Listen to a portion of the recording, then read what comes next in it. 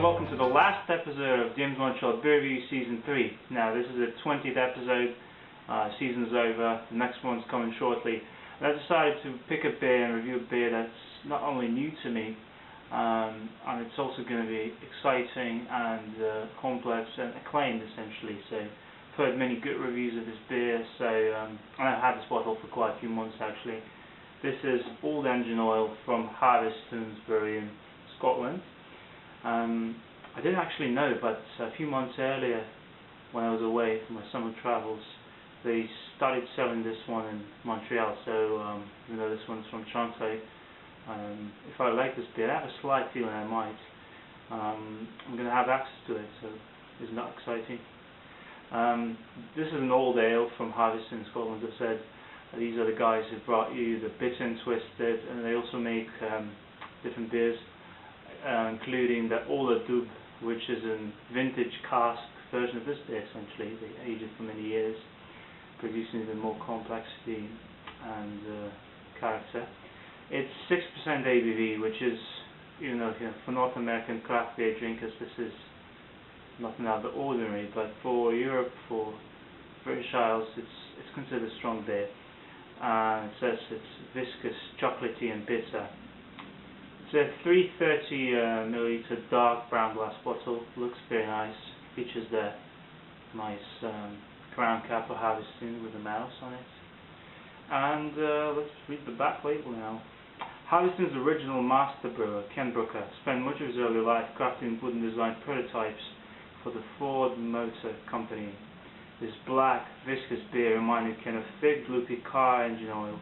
So he named it in honor of his second love, the internal combustion engine.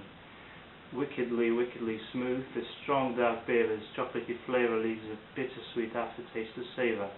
Best served chilled, and I've served this chilled, but not too cold, because I'm a huge opponent of serving a beer ice cold. I just hate that, especially for these kind of beers. Now for 6%, I'm expecting still loads of complexity from what I've seen on the net, so let's give it a try. Let's review it now. Alright then, I'm going to be using my Le Chouffe Chulu glass because I don't have a snifter or oversized wine glass, but I still want to get the most out of this beer, just because I've heard it's very complex, so I think a Chulu glass would do just fine. Let's open the bottle now.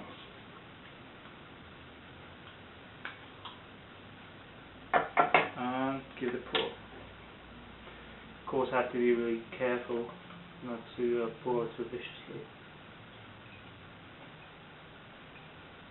But actually, this is not a beer that gives you loads of head. In fact, it's very thin layered. Very dark brown, even black-like body to it. And the head is brown as well. It's just like 6-7 millimeters, like less than a centimeter really. Kind of savvy. Tons of carbonation in the glass. I can barely see through it because all I see is bubbles inside and everywhere. When I hold it to the light, it still doesn't give me much difference in the color. It's still very dark brown. Very malty, coffee, chocolate, dark fruit, some floral hops as well.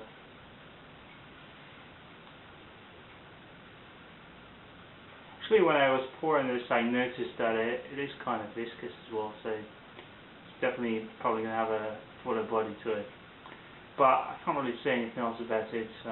I wish I had sniffed it with a wider mouth, but let's see how this goes. Cheers.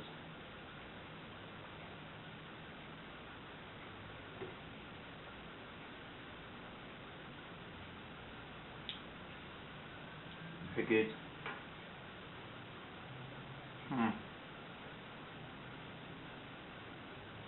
Starts out very similar to a porter with a very powerful roasted coffee beans kick to it, a nice sweeter kind of chocolate. You do get some hoppiness as well, kind of herbal floral hoppiness.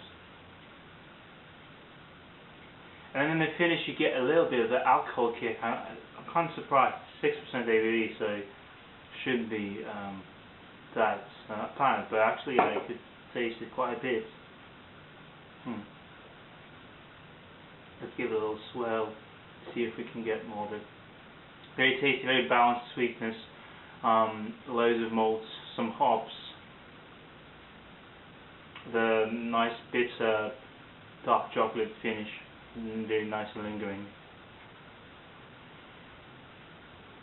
Yeah, so it's kind of similar to a porter or even a Schwartz beer, but with more body. It's definitely medium to full body beer.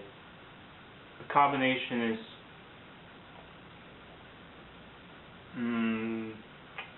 still moderate. I don't feel, I mean, it prickles your tongue a little bit, but it's not getting anywhere in the way.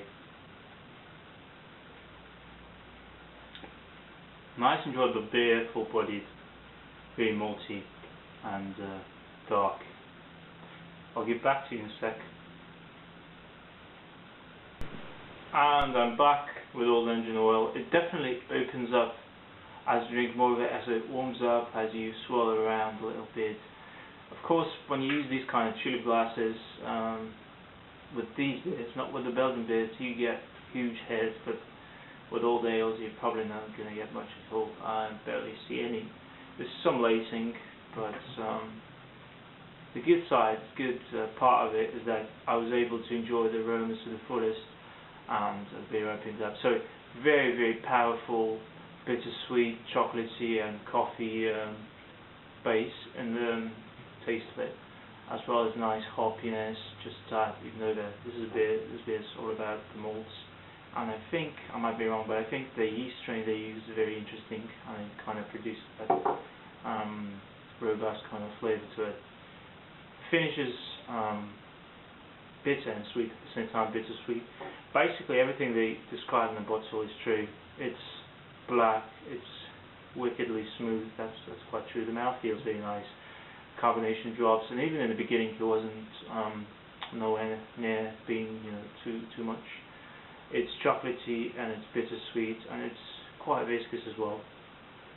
Not as viscous as I thought it would be, but still it's medium to full body.